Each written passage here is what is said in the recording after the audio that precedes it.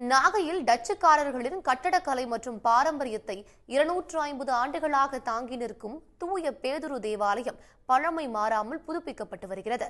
அது குறித்த ஒரு செய்தி தொகுப்பை இப்போது பார்க்கலாம். நாகை பழைய பேருந்து நிலையம் அருகே உள்ள தூய பேதுரு தேவாலயம் கடந்த 1774ஆம் ஆண்டு இந்தியாவை ஆண்ட டச்சுக்காரர்களால் கட்டப்பட்டது. வரலாற்று சின்னமாக உயர்ந்து நிற்கும் இந்த பேராலயம் பனைமர உத்திரங்கள், ஒட்டினாலான கூரைகள் என டச்சு பாரம்பரிய கட்டடக்கலைக்கு எடுத்துக்காட்டாக உள்ளது. சுண்ணாம்பு கற்களால் பிரம்மாண்ட தூண்கள் அமைக்கப்பட்டு கட்டப்பட்ட இந்த ஆலயம் மழைநீர் உட்புகுந்தும் இயற்கை பேரிடர்களாலும் நாளுக்கு நாள் சேதமடைந்தது. தன்னார்வலர்கள் அதனை சீரமைக்க முன்வந்ததை அடுத்து கடந்த ஓராண்டாக புனரமைப்பு பணிகள் நடைபெற்று வருகின்றன. கலைநுட்பம் மிகுந்த தேக்கு மரங்களால் ஆன தேவாலயத்தின் உட்புறம் பழமை மாறாமல் சீரமைக்கப்பட்டு வருகிறது.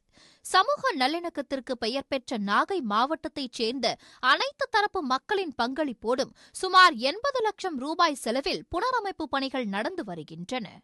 இந்த ஆலயத்தில் சிறப்பு என்னன்னா, இந்த பிரசங்க மேடை ஒரு கப்பு வடிவத்திலே அமைந்திருக்கிறது.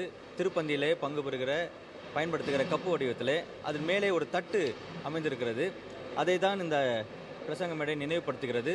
இது முழுவதுமாக டச் ஆர்கிடெக்டில் பயன்படுத்தப்பட்டிருக்கிற உருவாக்கப்பட்டிருக்கிற இந்த பிரசங்க மேடை.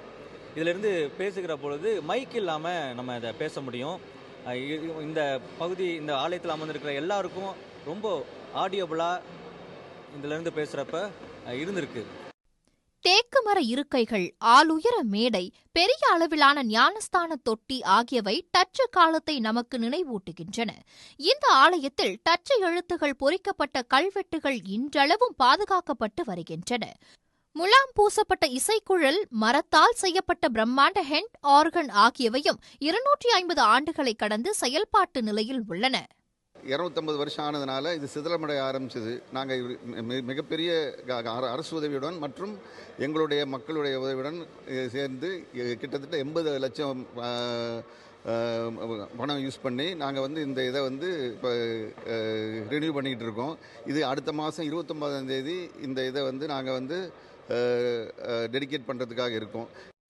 பிரம்மாண்ட மரத்தூண்கள், மரச்சிற்பங்கள் மற்றும் ராணியின் சிற்பங்களுடன் டச்சு அரசாங்க அதிகாரிகளின் நினைவு கேடயங்கள் தேவாலய சுவரை அலங்கரிக்கின்றன. அவை அனைத்தும் தற்பொழுது புதுப்பொலிவு பெற்று வருகிறது. பழமைகள் பாதுகாக்கப்பட வேண்டும் என்று பெயரளவில் சொல்லாமல் நாகையில் 250 ஆண்டு பழமையான டச்சுக்காரர்களின் வரலாற்று சிறப்புமிக்க பேராலயத்தை மீட்டெடுத்த செயல் வரவேற்பை பெற்றுள்ளது. சன் செய்திகளுக்காக நாகை செய்தியாளர் சகாதேவன்.